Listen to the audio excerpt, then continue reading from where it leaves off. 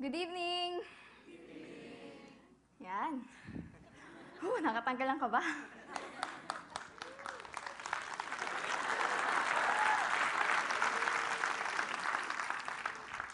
I am Erlen, and I am a writer. Wait lang. Pasensya na po. Ito na talaga. I'd always been in love with darkness. With this darkness. I grew up being in love with its beauty and its simplicity. I grew up loving darkness merely because I had no choice. Because my life had always been in the darkness. And the light is so far away. Allow me to tell you some tales I'd lived through the dark. And it all began with endless daydreaming. I love daydreaming. Well, sana, habang nag-daydream ako, ganyan ako ganda. But then, I love daydreaming. I have these huge dreams of walking the streets of New York City, or I'm having a concert, or I'm giving a speech at the Oscars. Pikatin. And I never thought that the best dreams could happen when you're wide awake. And daydreaming led me to a lot of things. Daydreaming led me to doodling, to poetry, to songwriting, and to creating English short stories. And busy doing all these things, I found it hard to participate in class, especially in math and physics. I tried, but then I always failed. You know, I forced myself to stay awake and listen to the teacher, pero wala nang pumapasok sa utak ko. So instead na pilitin ko yung sarili ko na walang pumapasok sa utak ko, matulog na lang ako. At least, di ba kapag natulog ka, may panaginip ka pa. At least may maganda pang nangyari.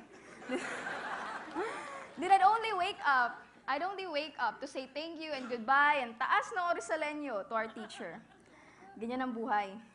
But then, if I'm not sleeping in class, I'm either singing Chandelier, The Power of Love, yan. Or daydreaming, as in lutang. You see, I'm not really into academic stuffs. I'm rather into arts and writing. But then I always dreamed to be part of the school paper staff. So I wrote tons and tons and tons of articles, and I would pass it to our school paper staff, to our school paper advisor, and I was so hopeful and desperate. But then with all those attempts, I never qualified. I tried not to lose hope. Every night in my room, I would boom my dream, and then I would write, and time would stop.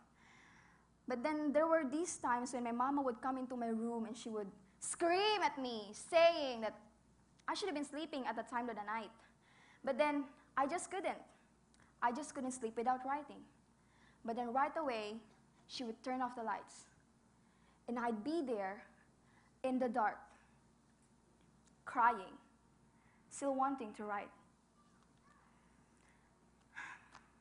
But then I didn't lose hope. It even strengthened me. So at day, I would buy a candle, I would keep it with me, and at night I would write until the lights were turned off. And then I would bring out my candle, and I would light it up, and I would write. Jose Rizal lang yung peg, ganun lang ako. But then, a life without writing is just unthinkable. So I focused my whole life into writing. But that caused me to have low scores on my quizzes. My grades depleted. And when the overall ranking in our classroom came out, I saw my name. I am the top 55 out of 57. Dalawa na lang, di pa nilubos ni ma'am, di ba? Sa ganung mga bagay, tinatanong ako ng mga kaibigan ko, mga tao, sabi, sa college, anong university mo gusto pumasok? Walang kaabog-abog. Sinasagot ko talaga, UP. UP yun eh. But then, pagkatawanan nila ako, paano makapasok ng UP? Hindi nga ako natatanggap sa school paper staff. Ang bababa pa ng grades ko. Top 55 out of 57. Aasa pa ba akong pumasok sa UP? Parang walang patutunguhan ng buhay ko. But then, there came a twist of fate. I became part of Silid-Aralan. And there, I met Kuya RC. There, I learned how to love a lifetime of learning. Together, we altered our perspective into a vast world full of goals, motivations, challenges, and optimism. And I learned how to strengthen my personality, my specialty, and my pursuit to get out of the darkness. And with all that fire and enthusiasm I got, I participated in an English writing contest where the whole school paper staff, like me, were participants. And that moment, which I thought would be another unforgettable, frustrating moment of my life, ended up being me as the champion.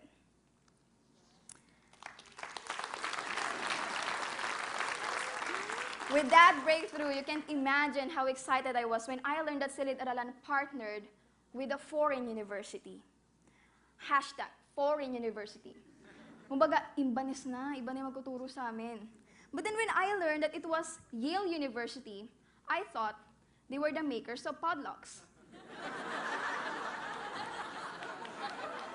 Susi namin yung sa may bahay eh. Yale? But then these students from Yale University mentored us. We communicated through Skype, Facebook, and email. And with their guidance, I began writing my very first novel. The draft of the first chapter of my novel was sent back to me bloody, as in puro corrections. Maawa ka talaga sa papel. But then I actually loved it. It was nice because I learned from it. And it pushed me to do even better with every chapter. I am Erlen. Used to be an always rejected, frustrated, dreamy writer who graduated in high school being one of the feature editors in our school paper staff. That was a dream come true. It was all I ever wanted.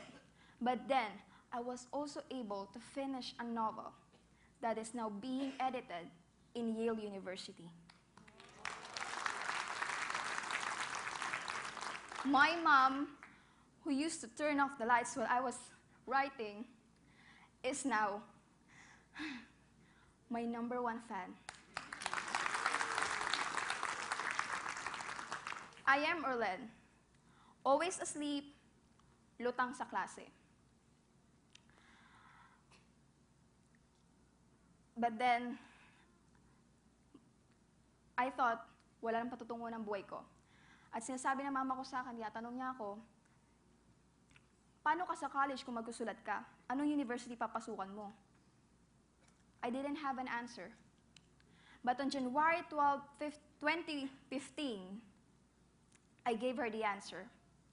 Out of more or less 50 students who took the exam, I was the only one who passed the University of the Philippines college admission test. Scholar na ako ng bayan. Nothing is beyond reach. Not even the sky. If you have a dream, you got to hold on to it and work hard for it. Be braver. Dream and shine through the darkest times of your life. And believe in the beauty of your dreams. Because there would be a colorful universe of possibilities waiting for you. Thank you. Wow, that was some speech right there, Erlen. Thank you for putting together such a compelling talk.